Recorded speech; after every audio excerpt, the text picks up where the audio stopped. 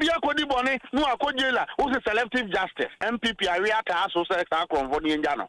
Obia Koyeska, who's a Yanipano. Eti petition the amaje and so bunshim monkan sanity. Oh, I know about my problems at another creator or Quebini. Na Oman Penny or Butaibia or Peswayama Ghana for. Insult is not a crime. They voted for us for a reason. They said we should come and solve the problems. Our crossing, not matching, not Rambo style arrest.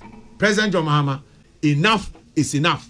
NPP for Omufotu Mutrimise, Omumba power beam. Abusua mammo kwaba ebiom emra dwumadi asia sanso francia ensama ekoso e oman Ghana mu yede ni nyina ebra for vice president Jenana Opoku Ajiman after say or the message ekoma NDC amaruku no enkomo webre e refreche eba enoda nchen a NPP amaruku no after say omodo demonstration ehye so no eno achi no ensama akofa ba na sewani enso me ena me capture his excellency John Dramani Mahama any NDC aban wo ma send strong warning e de akokoma NPP amaruku no quick one yeba boram na edin komo Dennis Miracle Sabuaje waba be din komo bi na enkomo na chi no akokofa nsem bebre e de abaweni nsem fro bi ni aboabo no a yede ni nyina egu fom e de ama ahefo baransana no vice president edin komo ensem odi atodwa no obepiem ewo oman Ghana mu a Ghana for a disansam no komo te quick one yeni kan ko tie emra ne koba abusua information were cheap pop. Would you consider running for president? I knew that question. The way you were giving all kinds of... Listen, that's my response. We worked very, very hard at our manifesto. It took a number of years. Our methodology was demanding. And our presidential candidate then took the lead. He had a speak out tour, if you remember. Yeah. Poor man, going around the country, engaging people. We followed when we did the manifesto. People volunteered. And I want to use this medium to thank them. People flew into Accra. People drove, just coming to share ideas on how we could reset our country. We didn't have money. Listen, it was a very, very good experience, but we all felt energized. Mm-hmm. We had a draft of a manifesto. We stepped out to campaign, went everywhere. The people of Ghana were merciful. They voted for us for a reason. They voted massively, and we remain grateful. They didn't vote for us today to be talking about going or not going. They said we should come and solve the problems. Mm-hmm. We have an agenda. What we inherited was a very, very tough situation. We have work to do. Whether we are going or coming depends on the work we are doing. It depends on the support we are giving our president, who is leading the charge. And it depends on the quality of support we are giving. And if you're already going left and right and center and back, and it's not even time, I think it's a betrayal of the cause of the people. And I don't think it is right. So please help us to fulfill the dreams of this beautiful country that we know can do much better even than it is doing now. Let us focus on getting the job done. And I think that, speaking for myself, that is what I want to do. Keep the focus. Let's build the nation. Thank you. Deliver results. Thank you very much. Show some love, man.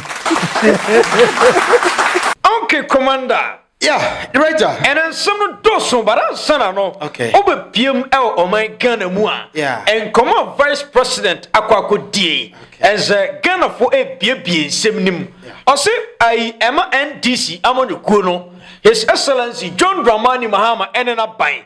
Emma woman January 2028 flag bearer na embono adwuma Ghana for dia hye woman sano e na woman hweso no munye ne yie so mo ye adwuma ne yie a Ghana for be saka se NDC amanyeko no woman toso 2028 quick one ye monwura mo e Irota mama na wase but Vice President in komo ya wadi eya mama tie se reason tia President John Dramani Mahama na mamwo ekoyie za amanfo se as a statement ya wo meki and amount for NPP for so unko na ekoye ma wo Irota se nkoye ma wo mo a e masem za do de ekoye Irota me amete hayi me okay eh amount for se petro bo on ba bia petro bo adru Dr. Mahmoud Bawumia video en delete ye e da so wo social media so say enema mu ye den fuel equal 23 cedis per liter na NPP time 2022 yeah the matter yesu yana ye wui ye tenam enti enei se dollar beba from aduane bo beko from na aban be ye me kwan amame na se empo fuel na ne NPP de ne be ye pa the matter me fa ne sa because 4 years one term e bia in the next term no aban the other things na e fuel ne de aka no o de be ka me ho enye no ani because nkrofo ka kire se ho kire ye kura no na aban betua nkwada school fees that alone is okay and na aban da so tua nkwala school fees aduane boyfo die biem ewata basa yenyi ntum se eye gradual process ye free ba bi ne yakoba bi okay ewata enei Professor Jena no pokwa adman wa kire de nti a oye professor ewata enye kasa bebrebe Dr. Mahmoud Bawumia Vice President ubisa no in the next election wasema ai no aka straight say we declare intention say opese o inheriting another kokufado no be mampani ewata ebasa adwene ehye ne trim nyina eye mampani die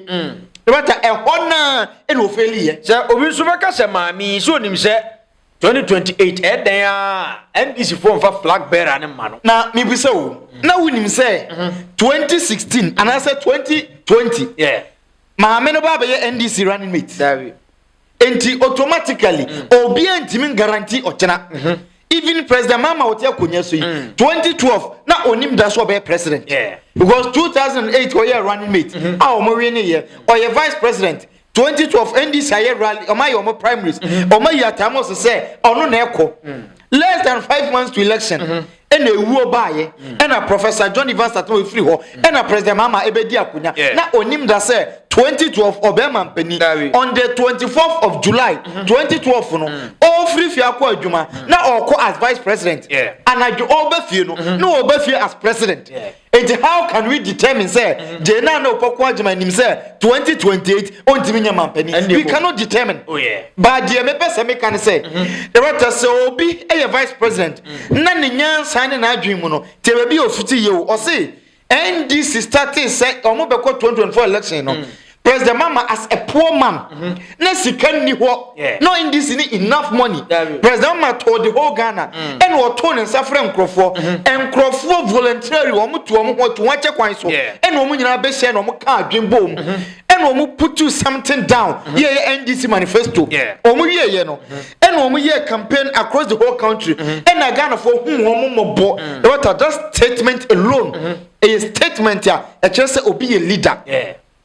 Osi Ghana for whom mobo and ye to abama omo enti se ya nwene abato na omo to ma ye ne ho na ya anya de omo pe no ni ye kwadwene the next person obedi mampani ho a ye yi Ghana for ma ye betray omo for reason Ghana for to abama ye no na ye very simple omo say enema nkoyie enti ye humomobo e de oman na hyemonsa mo me ye oman ni ye maye ye ma mo 4 years e rata enti utwa less than 2 years na wo ba bejina Ghana for nim ka kire omo say adwuma na mo de hye yensa no ye de adwuma na to abi ye pe next person obedi mampani a ye betrayer Director Seka NPP for who said you in 2020. I am telling you, 2024 come by win election. But on my great almost said they should prepare for 2024 election. Into omo bo mo say 2024 kwan be ne baba so ba we ne e basa nyansa kro no enya adwemfi na baba utrim ye mmobo sika no a ye de be campaign but saka share interest of ordinary Ghanaians voters in interest what by now can power Vice President actually say only president his excellency John Dramani Mahama o mine would do so that be again a be kosunti and o ba 2024 mo the right san o person this message is very clear Vice President pese o ka kire say enei adwuma na de share o munsa no eye no nko anti no mo ho ye ma o 4 years ente ye 4 years adwuma no mo be se o mo timi ye adwuma ni wi a na fe o ma hwe Ghana fo anyim na o ma hwe de ye be ye wo mo but eno na ye message no wo ye de adwuma mamo after 4 years se mutime ye de kan ye na munsan mra na muntie de ye beka se obi suma wa ukona akoye adwuma de odema oni nyina wi a se wo san akori pa no ho na wakobu akonta atene se suma na wo suma am no me koye sei de kosi ye udi san komo ni wi a na wo hwe nipa no the next thing obesan ye biem enti enei se NDC fo nyina beti vice president Professor Jena no pokwadma the right NDC will win 2028 very simple than 2024 enei o se adwuma na denen adwuma na da o manim no eden no correct we are talking about economy no ejina but enyina wie what a standard na Ghana for ye pese unsa fe de obi ahoto no ye nuru ho but because of ahokyere no na abro ye so enti na baabi ye aduri ye nyina hu ni se oh eye baabi ye beduru ye de Ebeneza de odi ye beduru nie but enye ha ena ye priority enye ha na ye target there was something beyond this ye de ye ni esi so se eho ne ye pese eduru enti adwuma ne so they will still have a long way to go aside that infrastructure right social acquire aban eye social hospitals social schools any companies ahodo a industrialization aban ediba na enwuma ba aban nye nru just 30% of it on call ba bia enti vice president ba ya adwen say adwuma na aka no adwuma ne so the water say omo timi eye very serious na omo yes adwuma ni wi a omo ha omo ho say when ne be ko 2028 e ma omo nwunwene kira the water bible kan enwenwene say ochena de na medi de na mashana say hefa na meda eda no abedwene amawo the water de ehia ne say they should work very hard 2028 say omo ye adwuma na adwuma ne adwuma pa they will win it 2024 de adwuma na omo ye 2024 na this opposition NDC anya adwuma bia but ensem omo kan ye no eno na to yakoma so a ye hu omo moboto abama omo so omo ye adwuma na we will vote for them but before somebody manusi the water me observe what dey be na vice president o two NDC for ni before pen nkoma wodi but one co direct omo must start a campaign omo wuro say be must start campaign for example to say national chairman omo ye campaign right asem we no ebe fa omo nya campaign but o dey fa ne sa right indirectly sa dey ebe fa no enti asem we direct message campaign dey but right say ya tete nsem bebre o dey be dey say obi anka sa o pe flag bearer nti obi anya campaign but who said enti ameka we ya bisa bi mo o man ntima ansa ni this way ya bisa o mo no o man ansa no koye different o mo de no koye so mi ntimi nka sa mi nko ebi ana kina meko but said ye wo kan ye no e sa na tie obi anka no publicly say o asie do nkatia nso several times e bisa no question o say John Mahama no mo form support e ma no no mo nya dwuma sa wo ya dwuma 2028 na be simple amom yeah I see you nkatia videos or you bisa no question or kasa that's true enti enei so we NDC ni put it in mind say NDC ni president Mahama estocidi Ghana for any be so 2028 very easy quick one Mustafa Gwanda akasa after NPP demonstration no almost democracy is under attack. Say no ano. Ai na Mustafa Gwanda di abatu dwa se. Krata na NPP di akomampani atraye no. Omo titim. Na de entimra. Na omo pizza sa krata ya muto obi behwem. Ye omo ye obi behwem. Nti mene wo mu ayenim. Nti bon mon kenkan. Konfo a NPP awe ata aso se sa konfo ni enja no. Obi akọ wie ska na police watch no a o si ye nya nipa no. Obi ko wie abanja NPP for demonstration. enti petition na people are the one ko court or ko jail no MPP for a demonstration etia obi mumpayi fu a wo mo wieska me afre wo mo say brana be yi wa no a wo selective justice obi akodi bone no akojela wo selective justice ada na mo aban mu a na mumpayi fu no wo mo fesika na NDC fu aka ho bi so the NDC need ko fa aban sika no ba mo ni nipa ni but obi bia o MPP nso asabio no ho atosi bia oni emra no ebeka okay enti petition de magye enso bo nhwem monkan sanete ani aba wan nje me hokra na o man problems adanado akreti awakwa bi ne na ade enso a wokan de eteki how many days na ade akan Mustafa me say ye wo o man a ye kekere ye ma obonsam bi ngeje yen ye ma obi a ntwe ye nan ase o man panyin wo butaye bi a opese wo ye magana fo Quine Hospital said ye be yanko for a way sickle ceremony yaresa. Yankokrani and Murwa Mania Yaresa. A quine accident baby, ye. He said ye be school, secondary school, free etiquette, almost the buyer Mujako, ye be mamma ye. And no, and a date. Many are ye be a okay. And before Pamuko Sepo demonstration, the Omunian baby, omit me, a do baby cry. Aduane kro ha de be mama hu say President Mahama ye patan after the hantan ni ne obehwe obi aso amana ye but o ha adwen e be US nchen wo ha adwen ubu mra so a wo ne mra ne bedi demonstration asamu a ye chechere no court ye mfa demonstration sane wo munim sa tanya nsa ketuwa we so munim. Okay, Commander. Yeah, director. Mustafa Gwande. Okay. And some you are okay, dear. And say, I'm on for say, I know what to do. Secretary Kwano, woman because NDC are buying His Excellency John Dramani Mahama and not buying. And say 2024, in fact, 2025 near Cherry, 2026, and so yeah, Cherry, 2027 and ye, 2027 and ye, the end 2028 and ye, yeah, Baba to about your mamma, Baby Friso. And says here, the drama and ya bre, a mamu pa. So babu maina o my Ghana who atoye and yet I why is under attack bia one ne yadwin oh director some way me ne yadwin but me go baby o kakra me go problem sir director dia me ne yadwin say e no kre letter we nye letter e wo say mampani kan but as government official oh dabi me so commander me dia me fo no so because your mama ya na adwin say or the concentration e ba be ma NPP fo na ebe distraction no 2028 ni nduru no na akwakwa distraction kwa no adwi anadwuma enti san niema we no say a demonstration papa dia say demonstration say omani nkoyie niema boy din say 2023 2024 die ni yehu no but say sabi dia but demonstration say obi akwakodi bone obi akodi di mampani atem obi akwakase yanku mampani ne yakwakoche na mo say democracy is under attack. Okay. So we say no mampani hwem or say ne mre. Yeah, director, I agree. Say letter we nye letter. E was a mampani wasting just 1 minute on it. Say our kind. E mani miem. But baby na more problem. They say director or your government official ya appointee. And to say obeko tu fa say on team no. And what they have problem. On team. Name no they shouldn't read it. Say sound okay. Director, I bad here. So our concentration call because enei baby o mani jina no. Na me say in the first year, MPP be play political games. After 1 year, omo be serious. Now for second year, third year no. Say omo dey serious. Now fourth year na aye campaign.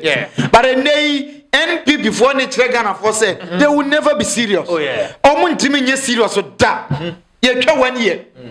Ye second year nie still MP before adwen ye omo say omo betimi di dede egu aban no so na omo confuse aban no na eno ano no na aban na yira ne kwan na afi aban ni misbehave enye sa na te director ene MP before gusu ye dede say democracy is under attack the ntia Mustafa one day ka select mampani hwem omo betitima untimi nka bibia no under MPP administration esi broso Nancy ye hu Ghana for omo say Ghana niema nkoyie enti omo ye demonstration matu ne din fix the country omukoye demonstration na nado den kwa kufuado e decide ye say ye nchini pa makmako 39 enfo mkogum ye romo ko share police cells 1 week no bail. It was even more than 1 week. They were anyway, the Hena democracy under attack. Constitution say every citizen be organ habiano. And when the constitutional right to say on TV or who can say or ye demonstration say or protest against the government. Na mako protest. Mo say what matum no bill. Na pay for eka hubi.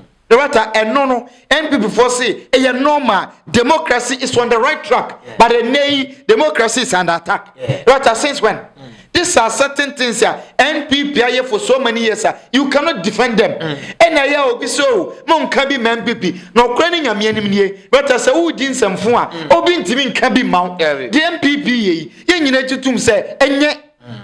81 share what you will say obia time MPP that any time on time MPP no credit say asase so you way ye tiny pa dem mom ye time asem bi ebesi no ye hwe de ne de anya de ne ya ka gunu say o de anya asem ye time enya wuni pa enei NPP for ntia say let ye o me di koye useless obia ni wo be kan aban ni waste the time o nko china chire na o mfa alternative solutions Enfama bino. The abani yo here muebiano. Omunson for my drink and to form. Omunsia dear. Omuba. Omumbe church the public. A toya suma. Be who say they have ideas. Yes, and Yaman Koya. Omubet wine. Yes, I did writer. They should forget. Miracles aboagye kasa. Na some miracles aboagye di two Ghana food dinner temdo. Ntimra. I am a Methodist. I have been a Sunday school teacher for a very long time. I abhor insults. I'm a pure thoroughbred Ethiopian boy. We don't insult. But insult is not a crime. Counsel, I can insult you all I want.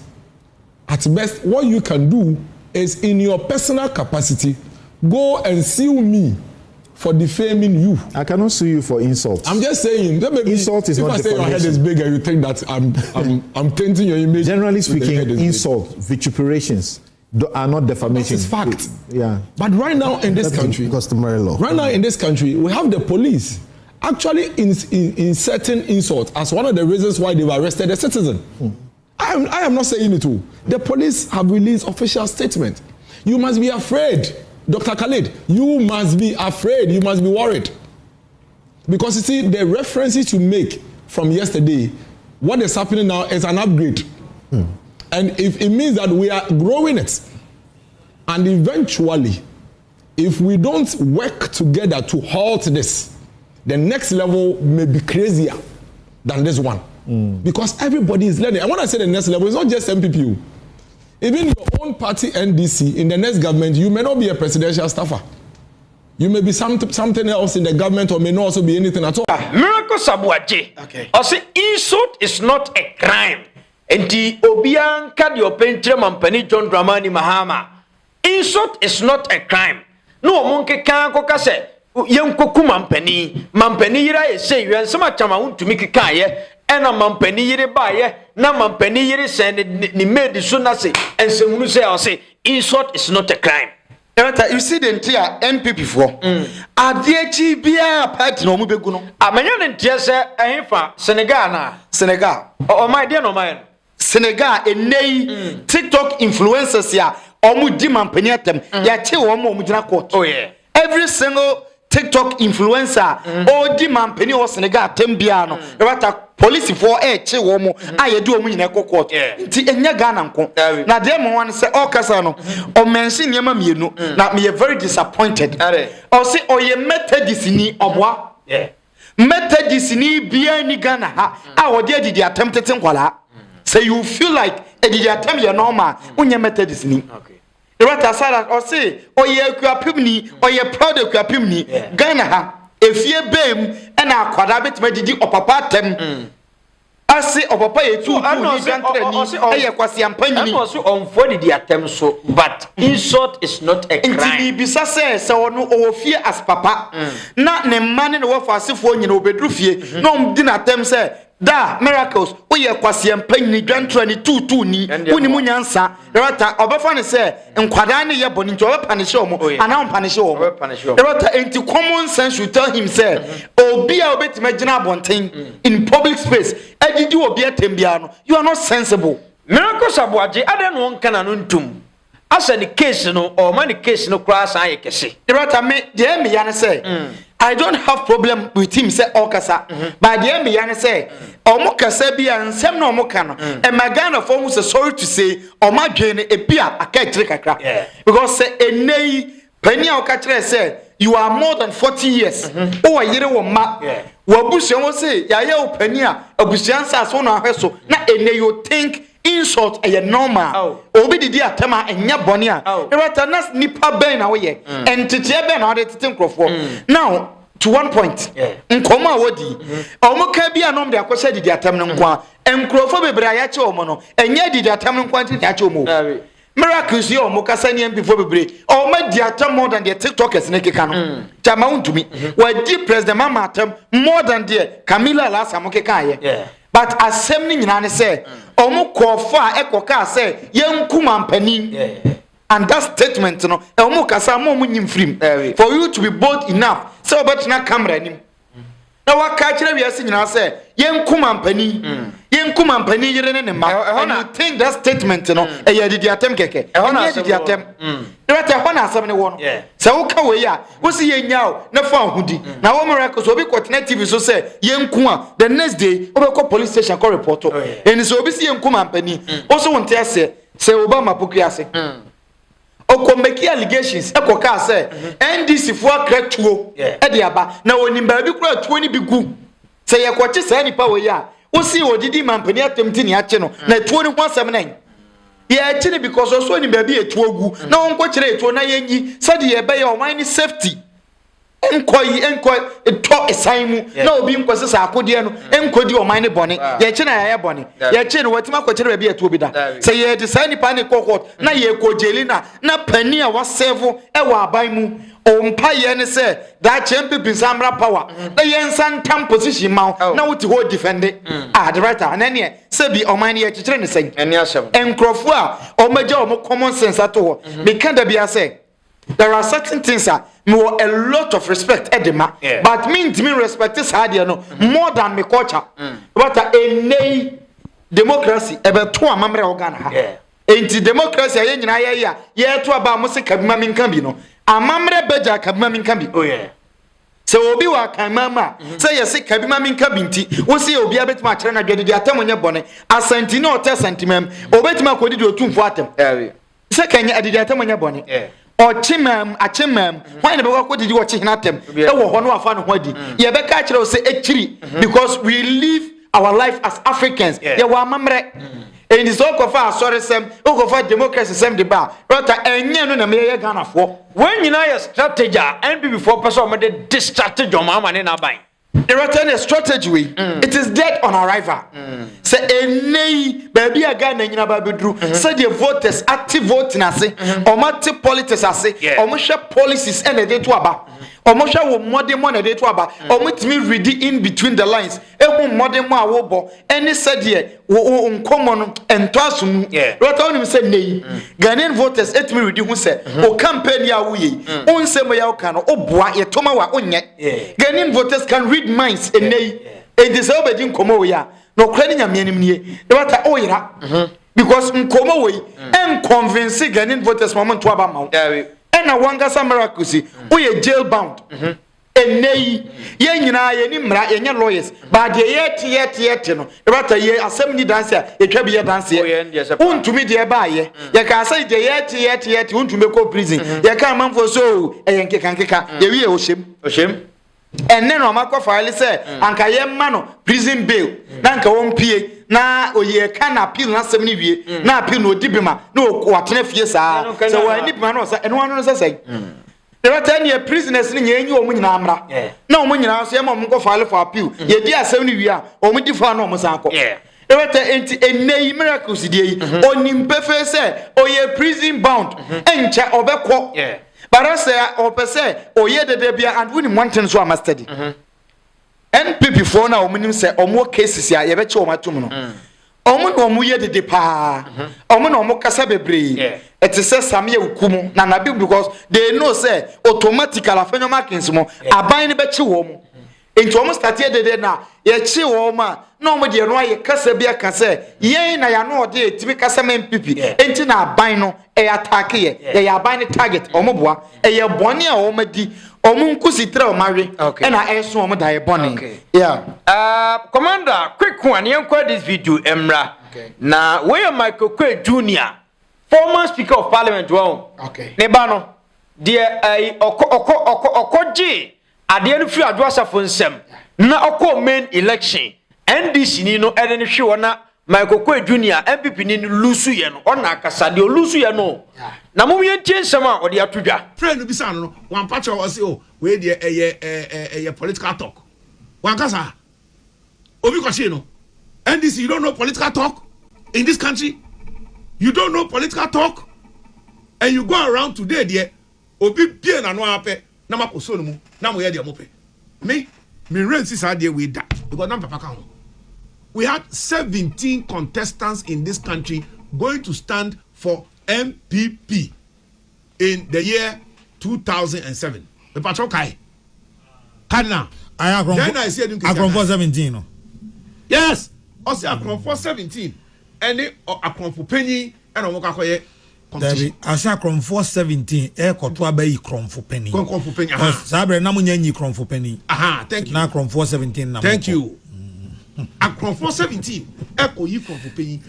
Insulted everybody. Insulted, including my father. Who said for RSUB? 7 Akron for. But we know it's political talk in some cases. And most people who are serious will look at the men of substance, you look at the hackmans of this world, and so on. Can you just call him an ordinary thief? No! Unless you are doing cheap political talk. So that's how people look at it. But Mudia, you come and send to Ebia, Munkwa, Mutikwa Pai, Namu Namu arrest Obia. And in fact, what they do, Sir, Madam, now I come on 1 year, Obia Nimno. Adeta Kumi, I'm telling you, I'm sending the arrested, and be a Miso Nimna. I don't know, Madam. Me the name Minimno. Minim young man, maybe Kumiba, Minim. And the man, Baba Amando. Baba Amando, by Monsieur, I think 2025 March. Now, Michelle, and I'm in Tinidina. And I'm not born common and man encouragement. Do the work for the NPP. Next time, I continue. And I want to mean Ghana politics without mentioning Baba Amando. And we are seeing, say, what they are doing is harassment. And then about Kochiobi, now they now call Yoko. Unreasonable bail terms, unreasonable, unconscionable, and trying to use it as punishment, which is against the law. You can't use bail as a means of punishing somebody. Now, I come obi bail. National serviceman who bail a man. 600 to 800 million. Say first one 800. And on about 600 million. And about 300. Why? And the man was in for 8 months on just bail. Sir, entiane Sami Jensi aye born din say gold losses say abano and sa na me hwe asem no mu no me so Sami Jensi mu a me so ni mu a straight me de na koto Yoko na mama me hwe na ni sika no or 1 billion na me say 1.10 billion or 1.50 billion me say 1.100 billion or I know me say 2 billion and one say me this sika na be to so na me jail no be 1 year sa ne enko no krom ha. And now anybody who is accused of something, I was say a ma only a chrono the opportunity to defend himself. Yeah. And one say Bosemka, they say, hey, and then ya chill into self power she has a bill the crass and the court. If I chrono them all this time, why? Now me just say NDC for be who say a problem. Obia who say a problem with NDC no akasa so a hypocrite or nyachum. I didn't make us. Now, Alessebesia, our condemn is Adiano. Haruna Idrisu, our condemn is Adiano. Muta, our condemn is Adiano. Omodia, free space. They are your colleagues, oh. And they are your junior colleagues, yes. but they are your colleagues, President John Mahama. And you know, so yeah, they are now. I say Pontius Pilate. Media me Roman sa. Media me who say yeah, boy Yesu. Ascendia. Now media okay. Is he the king of the Jews? I don't know. You know, because we know what Dr. Baumia did. We know what Atamils did.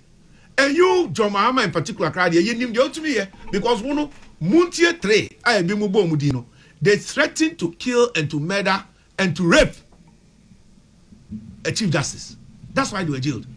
Omumpo, what you come on pardon? Mr. When we be for speech of threats to life, ye jail Kromha, Kufo, and I Kufado, and our Tamils, and our Rollins, I command pardon. No, only John Mahama. It's your no dear Nasono at the form to say Aboa or Tia Bia Pepe, only me apostle. And so you're teaching Crawford when you know any papi. And Kawo President, dear him say, you will come and say something. Because one, ye know your name, say ya ye Casam, ye say, and Pala Erin and Ka be out their own review. Now what you are, won't show one cashier dear. Now ye be frown and Carifo, and so now Carifo na frown and not just worry now can you. But Usubaya with the Tiwa and Palaneri Nanka won Casano. Sa Nankarifu behavior no. President John Mahama. Yes, sir. Yes, sir. Look, tell your people, rein them in. Tell them to stop it. Because there'll be repercussions in the future. Look, some of us, we are doves in our party. But remember, every party has hawks. And you can't allow the hawks to take over. But if you allow your hawks to take over, when we come to power, our hawks will not listen to us. Dr. Baumia Krabe by the time Dr. Baumia took my pet, no much should I as I know. By the time Bebano, now Dr. Baumia, not you know, sign a Bessie Ghana. No, Obia did your papa. What we have to do is simple. One, the rule of law will work. So you invite you, fat Rambo style be about you. Yeah, the choir can offer fee. A two, Nessa Mano, near Belfi and Ado, 12 o'clock to say I'm robbers. Near your share mask, now you're about 2 if you know. Who call your up with the Pacronaba? Or say, hey, come to the police station. Or say, Maba, blah, blah. That's all. Obviously, Chamaun to me. The first way, or call the police station voluntarily. Thank you. May wrap you up here. It will be a Waba police station voluntarily there. Eden Aujano, or Quapa, now the cars, I call crossing. Now I'm crossing, not matching. Now Rambo style arrest. This animal. President John Mahama, Yentia Yakotu, Sa into Koko and Nuran say, yes, say enough is enough. Michael Quay Jr. Okay. What do you come on? Also say insult no. That be a crime. Na ne papa kwara quick one in web. Erata winim. Nyamisha do me kwa benyafo. Ade. Se omo to aba ma Michael Quay Jr. nke na medi omo ho yawo. Ade. Tie se de okasa. Se ye koka say NPP 417 omo ya akronfo omo koto ba ikronfo tachi wamwa enti aka papa onde ase e mi pese mi bisa se aban be na ba enei ye de krono ato omo so chen na na don kwakufo ado aban no ye finance minister wodi animu wadwane akọ US wontimi mafie eni se ka se ampani ampa enipa 17 na omo koto aba yi ba ko no na omo koyi kronfo pani omo boa na nando don kwakufa no mkoyi no omkoyi ni ba ye no obu oman ni wie ye pe finance minister of Mexico so wadwane ontimi mafie enum na ye chi nkrofo ye obubo di nyina yi enum na ye chomo sasi bantwi iya akwa se ni be condition ya te so free 800 ababedu 300 wadamu 8 months no se onye kromfo a kayanche no ade no no Michael Koju na ye nche no na oye ambassador e wo India na no don kwakufa all the time into onu so nya appointment ade ne ye nkoche no Rota toda bi ankomo bi oha udia. Rota maye nyi sebi ye hu bebre se ye MPP for ye NDC for enti ye kono too political. Na dwe nyina ne se ye chi MPP for enti should come out and say something. Enye sa ne kasa. Oba ya wadwe ne se obi ye ka bi ma me so meka bi de o kan ye sebi ento azumu. Obi se ya anto ba ntia MPP 2024 ka oman no nka ebe senke. Oh, but I agree because Oma Juni dear Michael Quay Jr. Ono so ba be top politician. Oh, be top politician. Because who say? O papa koya bo akokra na nantempo ye ne dey. O still speaker of parliament abayen to ma no. Ofri no ode ne banaba. Ofri mu no. Ene ode ne ba ne ba be share. E be share na nan e wo parliament. Ene hwanye yi. E wata enei order so ye de say te said ye ka opapa mo de ne tie na no ye mfa wo mo ntoa so ye mfa wo ntoa so te wo na asem o kan ye o say ene gold board say NPP ba ma ono wo so Sami Gyamfi mu a na wa chene de ne ko no the bail condition o hana Sami Gyamfi sika eye 1 billion na no the 1.1 ato ne so say de be ya on ti meet bail condition but sa nyema we e to da bia man so makoma ma yusu wasi bia me pese me yusu but san komo ya odi panin kasa sei on say ni age wadru any said your person odi domanim no oye pani but pani en kasa say de o kasa ewata ene ya chechire wo man o misa ne ho say de Ghana fo pe eye sa NPP ndc 7 no and I said de Ghana fo hwe eye development ye to abama NPP ne ndc say omo ba be project de amaye omo ba ma ye ho atoye but ye nto abama NPP say omo ma attack ndc na ndc me attack NPP but asem ne nyina no say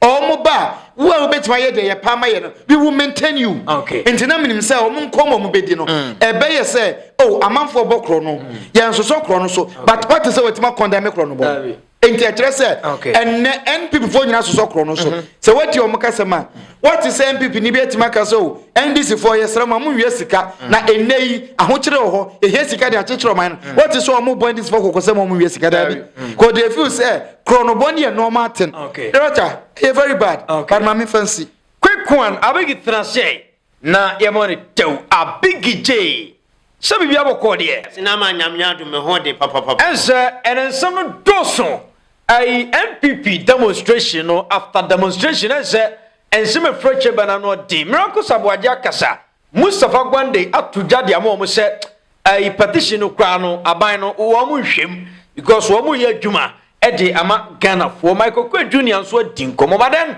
ai vice president nkoma wakodi no trende pa wase Ghana for to abama aban no for a purpose enti eno na wose NDC for no hwe no mo ye ni yie say be 2028 Ghana for be sa to so quick one yenwura ho na mama me nche ahwefo ya kasa obi ye mature ta mam ne ye mature pa on ye wo si akasa ampa Ghana for ya to abama NDC aban ene maame ne Mahama say omumba he o man no so enyendu 2028 dabi yenko obi o dabi enti ene abato ayeto mom no aye de enti ayeto mom no no omo peso omo ye omo yendu 2028 na waba bisa say o ba president yendu dabi Mahama si form Mahama nka say 2028 massive man ko dabi ayenya sesam na maame aka no me ameti say no se de maame aka so ba huma bu ndc fo kra mo because omu kasa kire say enya omu kwa ti na omu ba aye Ghana nti yeto aba mo omu say omba ti akronfo no yeto aba mo omu say omba ye adwuma magana ahoto aba enya ndru 2028 enti okasa 2028 yenja nto ho na ndru ho a no munye adwuma na adwuma ne mfa omu nkoma nima aye say anya toka aye no kura na wakal wajuma wo ba ye no ano na de wo ba ko 2028 a Ghana fo aba sa to aba ma wo se wanti me anya adwuma 2028 Ghana fo to aba enti ma amna kasa mama hu say yes ayo obi ayebusa oh me kura de me pe aso o se de bi ye daima adwuma na o mo ba ye na se Mahama de oba na adwuma yo aye adwuma ana sinema president Mahama adwuma wo ye anya hwe kwa no wo de akra kwan ya wasati a wo omuyi a so edu 2027 a sa kwan ne be du kuma so wayi oye we nyina aye adwuma nti ne Ghana for to abamam oman kase omba se sika ko omba wie Ghana for omba ye adwuma ma Ghana for ya ho atoi akwan ya asai schools ya asai Ghana maburu ya ho kire ne ya ho atoi ye dimi nganche se ne ya omu sole preko enye Ghana kwan nyina ko pem se o meye adwuma na 2028 7 December ne be kire se o mmekwa na o mbetra enti maami asema o kan no sinama e 100% adwuma nti na o mobaye mamba be president me mbekwa na asu machine beko aye sa ne tie na sinama wechi Mustafa Gwande so akasa o NPP demonstration o moye oh sinama one the way mine na dabi leta na omo ko omo nya boten kwaskin kan ye de enfa so be no so de ai enfa so be no petition omo ko mam omo de ko ma president Mahama president Mahama wo o yes democracy is under attack enti wo kasa ye no so no ko trajo mama sa na before ne ke onyam na meka omo se omba be chew eno nti na before ye nti mo okura no mo kuma da bi o before kuma omo njal oma mo nkoma se mentimi metena sese you right se me metena sese president Mahama wutika kraka na me gina te president meku yira ka ho a gana mena wo kwa se ye nchimi sinama yeti ha ye adwuma se nye ne o da be na won se obi abache da bi aye adwuma na ye wo se omo ye no anyi mo dam season se hunu we na president Mahama nya botre akọ he mo kan de matro papa be no matro o mam kwa domestation no obi a wo embe no so aye sanhunu sinama menim se be ye wo ha na obi ko Ghana police ekochi akrante ama ye jenu ne 3 years identity NPP 4 anya da social nti aban se sa brante ye akrante keke no ko wiai munja no man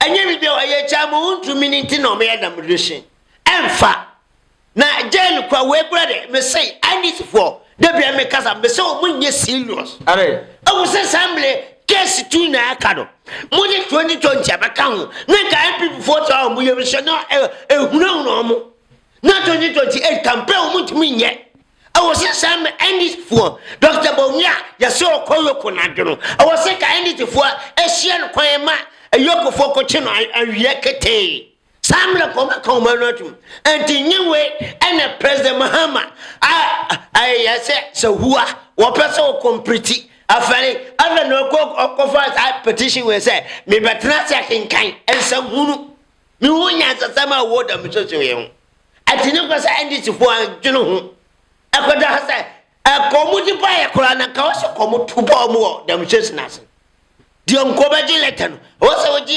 wo le sun nyim fa so mai Ghana for je munje munsan hunu na munko because na my enfaso bi aniso say me ameti he na dem so MPP for kwaye me hu say enkwasa asemu enfaso bi aniso MPP for baye no omuchi nkofo a bebre kwa hwem kwa na ne say ni kwasa ya che omu identity say satam MPP for nya dem chese ntua omu na do bayo one day emaburu ya dem so for adwuma ho ye chini bu makomako 39 a mekan ya me hu ye Argentina MPP for na nya dem so sentia na do say engofo ye omo ye dem so say prayer juma ni kwase ye to ana no man ya sam this no obi awie obi asay ya false asay ye nsu adiga akoye fake account audi akodisika na Ghana mranse ye chira akronfo yempese be wura force ya chew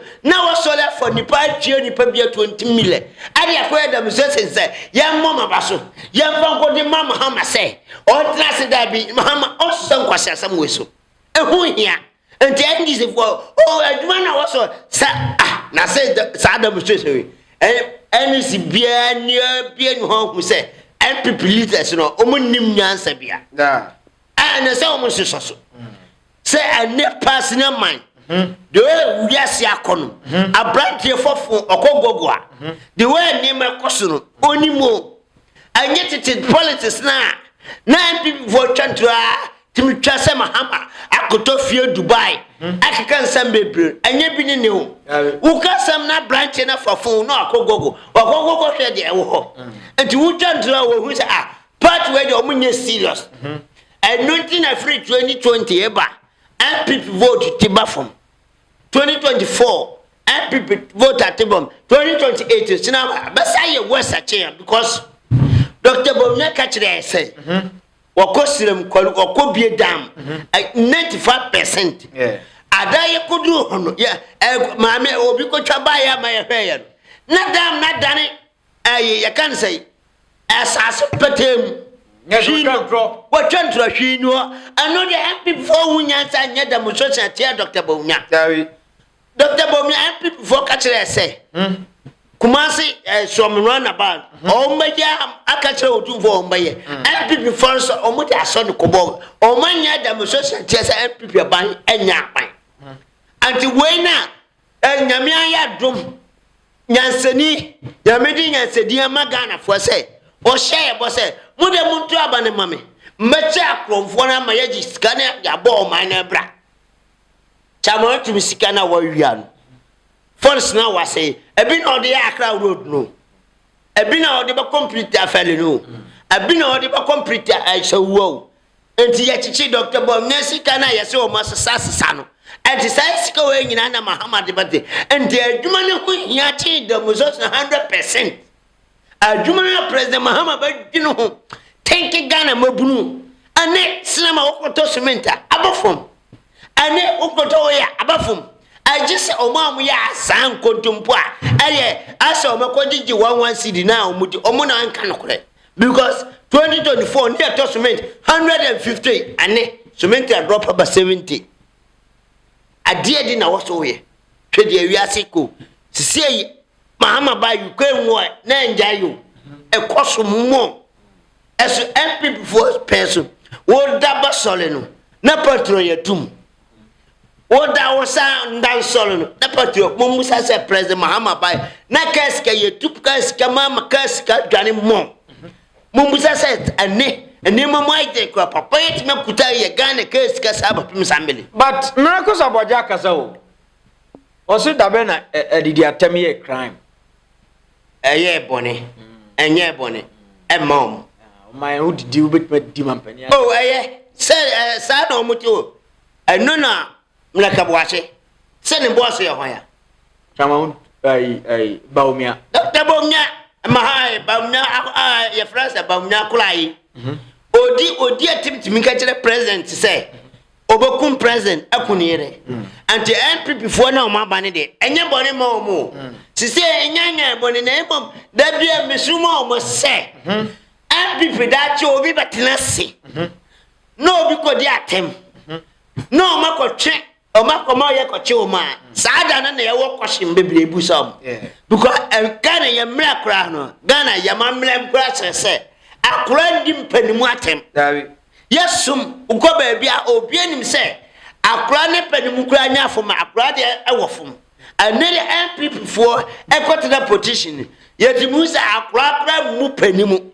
akura kwa nya panimu owo so dinu tetena atem anuti na president Mahama de salete we Mahama Dr. Bom hu se dabi president Mahama sadi we ya wo kase ma obi antimi nidi obi atem no mekasa tia ana o ka kira president Mahama se ko kan sansem ne tiasi ansana wa ya wa jetum ani mra se wo akura ke to otimi di omampani atem Ghana anamia mito ni mra se otimi di batem e ka kira se obekumi meche watum because president Mahama de otimi ndi ana dia president Mahama ye oye ma NPP nko eni tifongo oye ma Ghana nyina se yenhia ni ndi ko se wonya camera wo fa phone trase na udidi panimu a utimu sa panimu e oba bab ka se mo fa ni die ma die ni die ese no nti wote o mitwe mene Dr. Bawumia nya adwena na nche se maka kire Dr. Bawumia se mikokun mekun akun yere debi enimram nti we ya sa papa ya okan onim de okan so nim de okan ko onka se enye bone bone pa ye bone metise okasa se okwasole okwaso al kristosum kwa no yeti Sunday school yesi di wunna na uja eni na onkwane wa asase so enti wa kwasole ukawe ya obi onkwasole bekade so wambu na nyewu maame a wo obi a obi a wanyini tin obi a no oye o maame no papa enti wo so di ni die ema no ntimi ntena ndi na tem entimi nsi president Mahama yira tun se no da bi wa e ba ne sei enti MPP fo ndi aye sei ya no mai na sinama power die omo fa do mutrim se omo ma power bim o se dia MPP fo omo fa do mutrim se omo mba power bim omo nya dai omo mba power bim ara omo ya dai ko omo susan sanfon so ya fancy na yanko ni se fancy ayi no but ya sa wo se say me se omo fa do mut MPP fo en fa do mutrim se omo mba power bim ya de asi ye ko ye be sa ba bim yan kai fo ana tinamai sanity tina wa ase adro ba yan kai fo ana yan crown ne ya mom say mo na adwuma wo se du ba bia de o yan kanokore so what ya say tinamai yan trance wo se mintimi trance ndi watem dabi ana kamla mine medina tem na wo fo so se me di camera ma aten a na me se me pepani di a obi no ba fi mi ende mo enti sa na NPP fo ye enti NPP fo de sinama Ghana ni bia na ni abie pa no a onim ajo on follow the NPP fo ye nene dawi obi a wonim di a on follow NPP fo de omo ye nene dawi because phobia omo kasa nchen a mo ye NPP fo hu se na sinama wonim de enti esate kan Japan ena omo so o ye nda ma ye ndi kan Japan atem efa na ekoya tabi ekodu kan Japan abronye panimu UIA abonu regional chairman no start declare Japan tem aye papa ya MP ya obetena kacha se kan Japan ya pa ntrimu mienu na ne afanye ho no munim say aye kan Japan kwa na omanya no eso na nim say e saboni ena omotwa to and MPP bo de power de sinama yanyi tu yimfrim atim say abaye tin yenim da ache asem nyanne kwa MPP for leaders we sinama opera market ho nyankopon pen kwase asem so on son some phones because leaders we dey omo nim hwi ne omutrim sinama ya fancy yare asi ekwa be so ba biem akra ifo nyina